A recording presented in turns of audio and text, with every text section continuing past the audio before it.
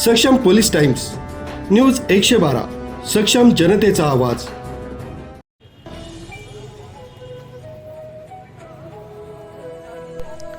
नाशिक महानगरपालिकेच्या स्थायी समिती सभापती पदासाठी भाजपाकडून मच्छिंद्र सानप यांनी अधिकृतपणे अर्ज दाखल केला।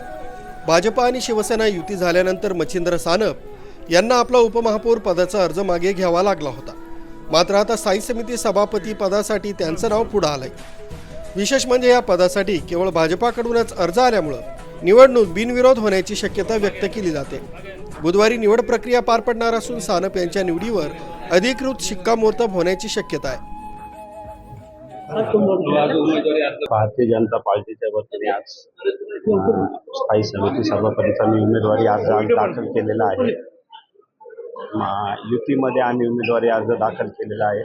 सर्व सन्माननीय सदस्य, आमदार, महापौर, शहराध्यक्ष सर्वांच्या उपस्थितीत आज उमेदवारी अर्ज दाखल केलेला आहे। 3 वाजेपर्यंत वेळ आहे, त्यानंतर बोल।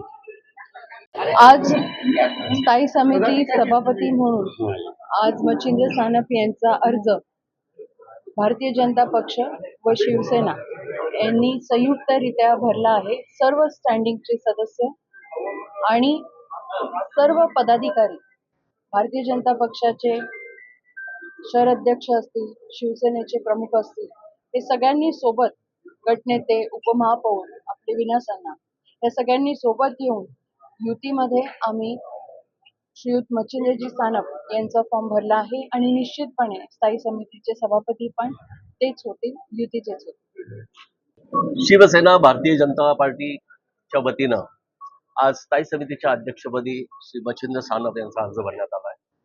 हा अर्ज आमच्या सामूहिकरित्या भरण्यात आला। आज शिवसेनेचे सर्व पदाधिकारी आणि सर्व स्थायी समितीचे सदस्य उपस्थित होते आणि मला खात्री आहे की शिवसेना भारतीय जनता पार्टीचा महापौर त्या नाशिक मनपावर आता विराजमान आहे आणि स्थायी समितीमध्ये सुद्धा शिवसेना आणि भारतीय जनता पार्टी यांच्या युतीच्याच स्थायी समितीचा अध्यक्ष होईल।